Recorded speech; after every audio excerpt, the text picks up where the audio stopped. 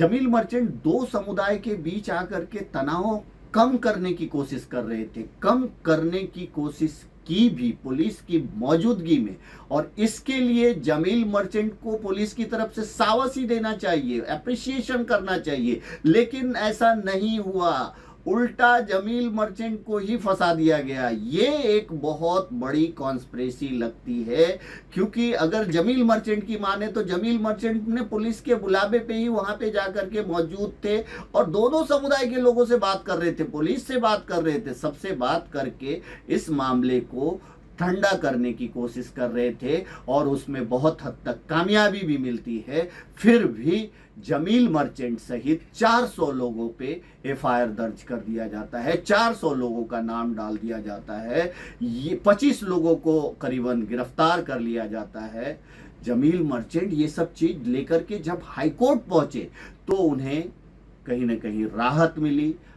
दोस्तों, कुछ दिनों पहले मलाड मालोनी के समाज सेवक जमील मर्चेंट ने बॉम्बे हाईकोर्ट में एक रिट पिटीशन दायर की थी, दाखिल की थी, और उसमें उन्होंने गुहार लगाई थी कि 30 मार्च और 31 मार्च मालोनी पुलिस स्टेशन का सीसीटीवी फुटेज जब उन्होंने आरटीआई के जरिए मांगा तो उन्हें देने से बहानेबाजी कर दिया गया, इनकार कर दिया गया।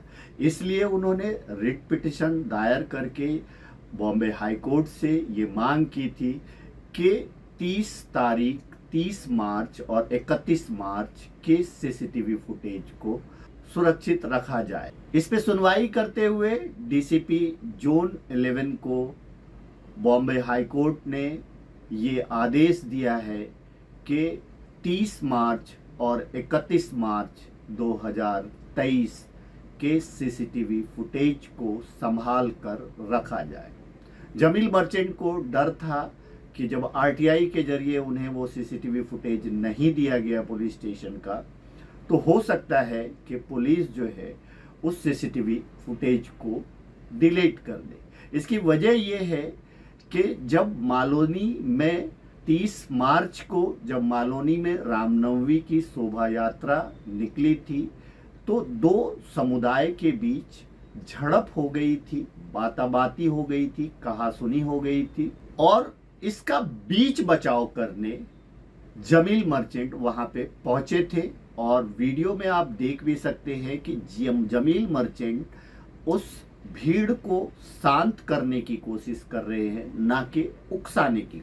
जमील मर्चेंट ने बॉम्बे हाई कोर्ट में अपने अपील में ये भी आरोप लगाया है कि वो रामनवमी के दिन जोन 11 के डीसीपी अजय बंसल, अतिरिक्त आयुक्त राजीव जैन और ज्वाइंट कमिश्नर सत्यनारायण चौधरी के आग्रह पे वो रामनवमी के दिन दो समुदाय के बीच हुई झड़प को शांत करने के लिए, माहौल खराब ना हो इसलिए वो वहां पे मौजूद थे, ऐसा जमील मर्चेंट का आरोप है। जमील मर्चेंट ने अपने ऊपर हुई नाइंसाफी को लेकर बॉम्बे हाई कोर्ट के साथ साथ महाराष्ट्र लोकायुक्त और मानवा अधिकार में भी अपनी शिकायत दर्ज कराई है। जमील मर्चेंट के वकील बुरहान बुखारी ने बात करते हुए कहा कि कोर्ट ने पुलिस को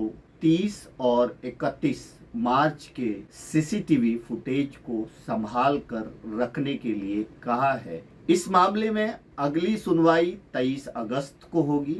उन्होंने आगे कहा कि मेरे मुवक्किल जमील मर्चेंट को रामनवमी हिंसा के दिन कॉन्स्पिरेसी के जरिए फंसाने की कोशिश की गई और उन पे एफआईआर भी दर्ज किया गया, जबकि उनका रोल वहां पे सिर्फ और सिर्फ शांति बरकरार रखने का था, ना कि दो समुदायों को आपस में लड़ाने का था। इस सीसीटीवी फुटेज के सामने आने से ये साफ हो जाएगा कि क्या पुलिस अधिकारियों ने षड्यंत्र रचकर जमील मर्चेंट को फंसाया है या फिर मामला कुछ और। लेकिन वीडियो में आपको दिखेगा कि जमील मर्चेंट का जो रोल है वो बीच बचाव का है, ना कि भड़काने का। दूसरी तरफ अगर मैं बात करूं तो मालोनी हिंसा में करीबन 400 लोगों के ऊपर एफआईआर दर्ज किया गया, जिसमें 25 लोगों को गिरफ्तार भी किया गया।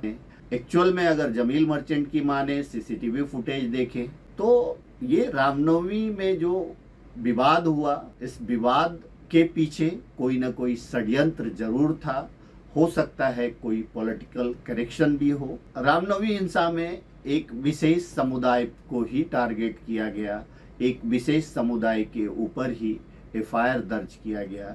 जबकि अगर कोई भी झड़प होती है, कोई भी आपसी लड़ाई होती है, झगड़ा होता है, तो दो समुदाय के बीच अगर होता है तो दोनों समुदाय के लोग रहते हैं। अब इसमें सिर्फ एक समुदाय को टारगेट करना, ये भी पुलिस के ऊपर सवाल खड़ा करता है। और इसी सब चीज को लेकर के Jamil Merchant Bombay high court में अपील की है कि उनके साथ इंसाफ किया जाए।